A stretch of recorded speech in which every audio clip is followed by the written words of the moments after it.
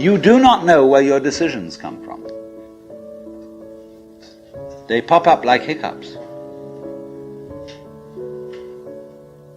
And when you make a decision, people have a great deal of anxiety about making decisions. Did I think this over long enough? Did I take enough data into consideration? And if you think it through, you find you never could take enough data into consideration. The data for a decision in any given situation is infinite. So what you do is, you go through the motions of thinking out what you will do about this. But warriors are people who think of all the variables beyond their control and what might happen.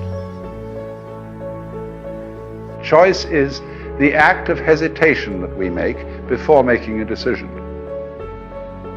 It is a mental wobbling. And so we are always in a dither of doubt as to whether we're behaving the right way, doing the right thing, and so on and so forth, and lack a certain kind of self-confidence. And if you see you lack self-confidence, you will make mistakes through sheer fumbling. If you do have self-confidence, you may get away with doing entirely the wrong thing. You have to regard yourself as a cloud in the flesh, because you see, clouds never make mistakes. Did you ever see a cloud that was misshapen? Did you ever see a badly designed wave? No, they always do the right thing.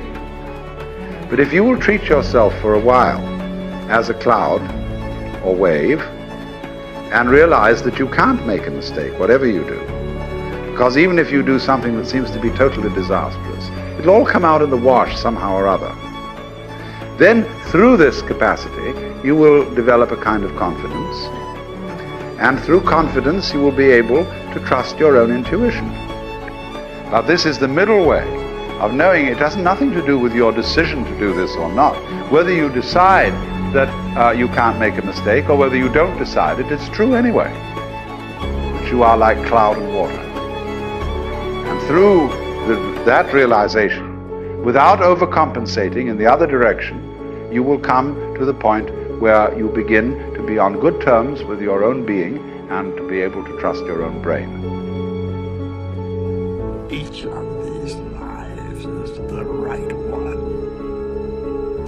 Every path is the right path. Everything could have been anything else, and it would have just as much meaning.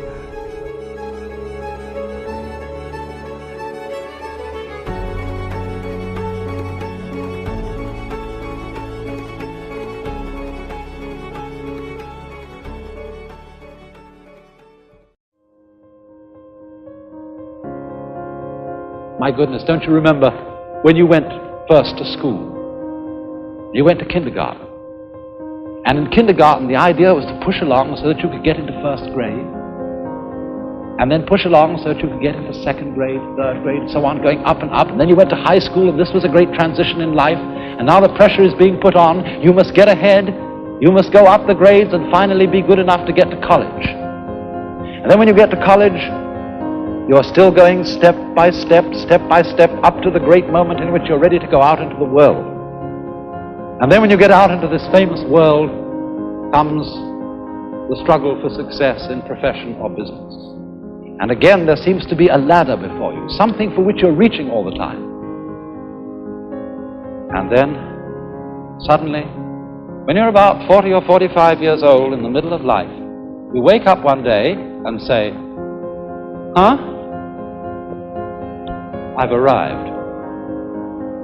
And by Jove, I feel pretty much the same as I've always felt. In fact, I'm not so sure that I don't feel a little bit cheated. Because you see, you were fooled.